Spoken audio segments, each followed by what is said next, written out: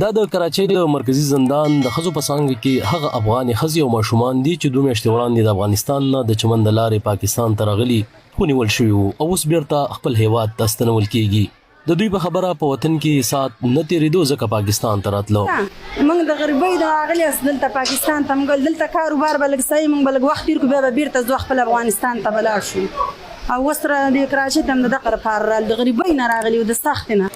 د دوی په وینا دوی هم د هغو خلکو په څیر کړي کوم چې د تیر کال راهیسې په افغانستان کې د طالبانو په واک کې د راتلو وروسته دغه هیواد څخه وتلي او روان دي ووځي. په دې افغانانو کې ځینې داسې دي چې وایي علاج د راتله او ځینې بیا وایي چې دلته یې خپلوان دي راتله د هغو سره لیدوله. په سخته مشکله د چمن د لارې راغله خو چې کراچۍ ته راورسېدو دلته ونیول شو او په جیل کې واچول شو.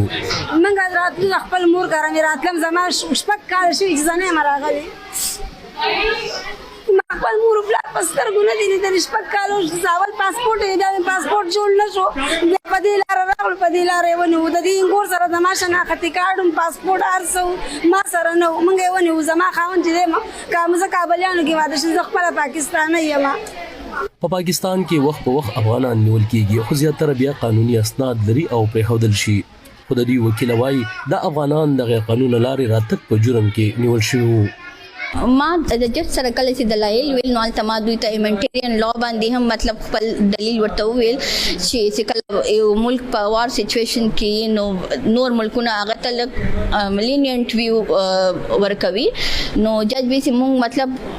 دا کولای شي چې ډیپورټ کې تاته اسامي جوړ کو نور مطلب موږ دوی دلته د نشو پرې هغه په خپل آرډر کې کلیرلی لیکلي دي چې دوی به کمنن ماقام هم د دوی کاغذونه تیار شو دوی پرې دی او پراکټیکل اجازه کې نه ورکوي دا پالیسی میټر دی.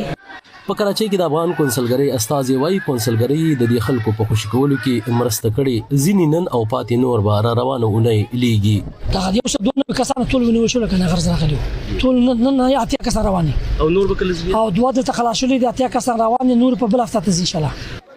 د جولای په میاشت کې د بلوچستان صوبې په ژوب ضلع کې هم د افغانستان نه راغلي 241 افغانان نیول شوي وو چې پکې د 500 پورې ویلي وو قانوني اسناد ورسره خو دوی بیا ټول بیرته لیږل شوي وو. هغه په پاکستان کې د ملګرو ملتونو د کډوالو ادارې ویلي وو د 2021م کال د جنوري څخه وروسته د 2.5 لکو پورې کډوال له افغانستان څخه پاکستان ته راغلي